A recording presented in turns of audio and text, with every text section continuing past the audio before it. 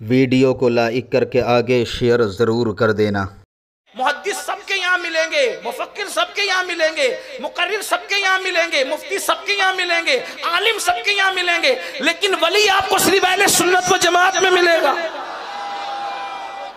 Challenge करता हूं, देख लो शेख अब्दुल कादिर जिलानी जैसा, शेख अब्दुल कादिर जिलानी जैसा सिर्फ अहले सुन्नत में, मोइनुद्दीन अजमेरी जैसा सिर्फ अहले सुन्नत में, महबूब इलाही निजामुद्दीन अहले सुन्नत में, मखदूम अशरफ जहांगीर सिमनानी अहले सुन्नत में, खुद का जनाजा पढ़ाने वाले साबिर कलियरी खुद अहले सुन्नत में, मुजद्दिद अल-फसानी अकबर के फितने को धूल चटाने वाला खुद अहले सुन्नत में, बख्तियार काकी अहले सुन्नत में, हज़रत रिफाई अहले सुन्नत में, वारिस देवा अहले सुन्नत में, शाह बरकतुल्लाह अहले सुन्नत में, मखदूम माइमी अहले सुन्नत में, हत्ता के इमाम महदी भी आएंगे तो सुन्नियों की ताईद करते हुए तशरीफ लाए। नारे तकबीर, नारे रिसालत, सुभान।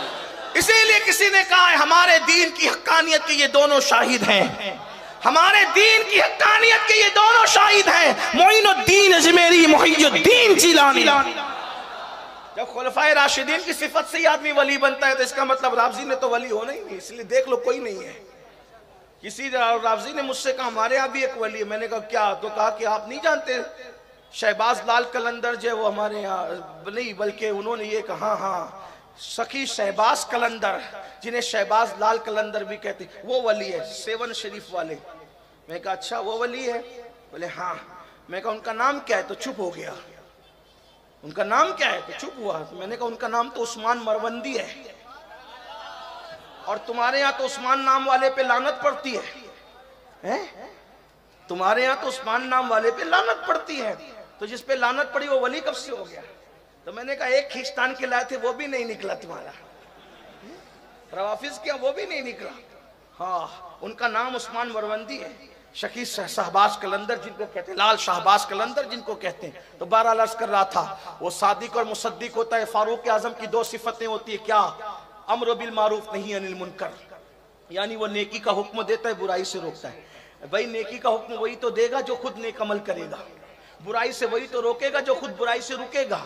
वरना खुद नमाज नहीं पढ़ेगा लोगों को कैसे कहेगा नमाज पढ़ने के लिए, खुद ज़कात नहीं देगा लोगों को कैसे कहेगा ज़कात देने के लिए, खुद हज से डंडी मारेगा लोगों को कैसे कहेगा हज पे जाने के लिए, खुद लोगों का खा के हड़प करेगा लोगों को कैसे कहेगा गरीबों को खाना खिलाने के लिए। तो पता चला उसमें दो सिफतें फारूक आजम की होती है, एक क्या?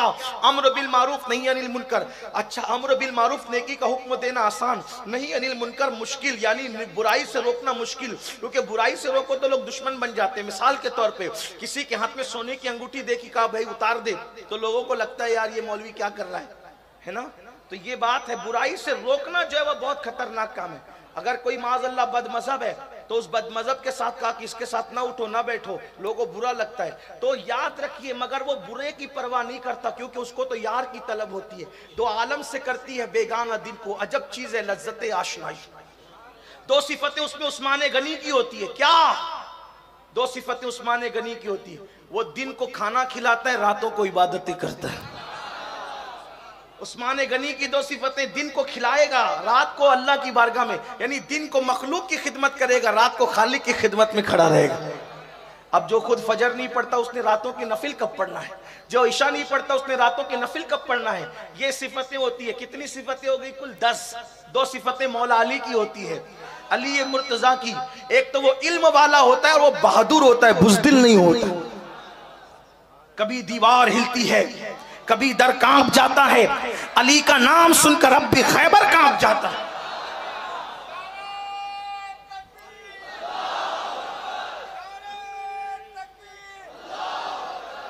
थोड़ा सा टाइम बचा दे नारों का, 10-15 मिनट बचे, बात पूरी कर लो। ये 12 सिफतें कम से कम चाहिए। एक बार फिर रिपीट कर दूं, सत्तारी गफ्फारी, रफीक व शफीक, सादिक व मुसद्दिक, अम्र बिल मारूफ नहीं अनिल मुनकर, नेकी का हुक्म देना बुराई से रोकना, दिन का खाना खिलाने वाला, रातों को इबादत करने वाला, और इल्म वाला और शुजाअत वाला। ये 12 सिफतें पैदा होती है, 12 सिफतें कम से कम तो विलायत मिलती है। अब ये तो हो गए आपके वली लोग, लेकिन गौसे आजम वो तो हस्ती अलग है। गौसे पाक खुद फरमाते हैं अपने कसीदे में, ओके माशाल्लाह, गौसे पाक फरमाते हैं, खुद फरमाते हैं अपने कसीदे, 12 कसायद है उनके छपे हुए, और भी हैं लेकिन 12 मैसर इस वक्त मार्केट में किताबें जो है उसमें अवेलेबल है। आप फरमाते लोगों मुझे किसी पे कयास मत करो और मुझको किसी पे कयास मत करो, मतलब मेरी तरह किसी को मत समझो और मुझे किसी की तरह मत समझो, क्योंकि अब्दुल कादिर जिलानी अल्लाह के राजों में से एक राज बन करके आया है। इन्नी आलमो माला तालमून के राज का नाम है अब्दुल कादिर जिलानी। तो जबूर का इल्म जिसको हो, इल्म जबूर जिसको हो, वो तख्ते बिल्किस पलक के झपकते ला सकता है।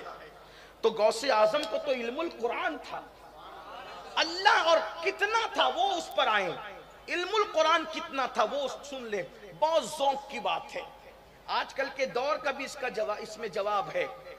एक बुजुर्ग बहुत बड़े मुहद्दिस आलिम फकीह अल्लामा इब्नुल जौजी नाम के उस दौर में थे, गौस पाक के दौर में, और ये ऐसे थे बहुत लोगों पर नुक्ता चीनी करते थे। यानी कोई भी जो पढ़ते पढ़ाते लोग हैं इल्म वाले, वो पता है कि इल्म हदीस में इन्होंने जो जिरा की है, इनकी जिरा से कोई बचा ही नहीं। जो बच गया समझ लो वो हस्ती कुछ और है, कोई नहीं बचा। आपने जो किताबें लिखी है माज़अल्लाह में, हमारे बुजुर्ग हैं वो भी, मैं कोई ऐसी बुरे से नहीं कह रहा हूं, उसका कोई गलत मतलब मत निकालना। तो इनको सूफिया से इब्तिदाई दिनों में बड़ी चिढ़ थी, बड़ी नफरत थी सूफिया से।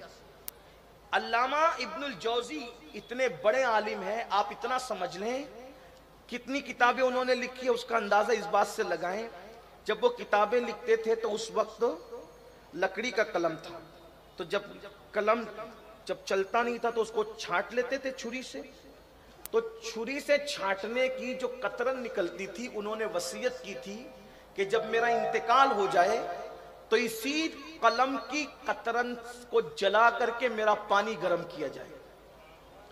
तो इतनी कतरन थी वो कि पानी गर्म हुआ, उसके बाद भी वो कतरन बच गई। जिसके कलम की इतनी कतरन होगी उसने किताबें कितनी लिखी होगी। उनकी किताबें कम अस कम 500 किताबें बताई जाती है। कितनी किताबें? 500 कम अस कम अल्लामा इब्नुल जौजी की। और उठाकर पढ़े आज भी ज़म्मुल हवा, ऐसी ऐसी बातें लिखी है कि लोगों में बयान करो तो लोगों के रोंगटे खड़े हो। इब्नुल जौजी और भी बहुत सी उनकी किताबें हैं। तलबीस इबलीस, इबलीस पर उन्होंने जितना शानदार लिखा है किसी ने नहीं लिखा, इब्नुल जौजी। इसी तरीके से और भी बहुत सी किताबें हैं।